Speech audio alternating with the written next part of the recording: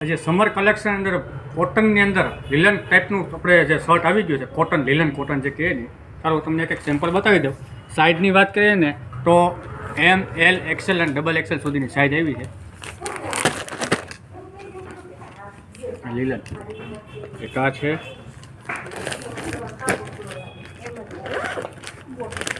એક આ કલર છે, એક આ છે.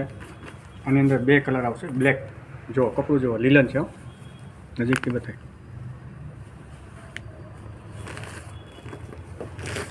એમાં કલર આપું તમને, એક આ કલર છે, એક આ બ્લેક છે,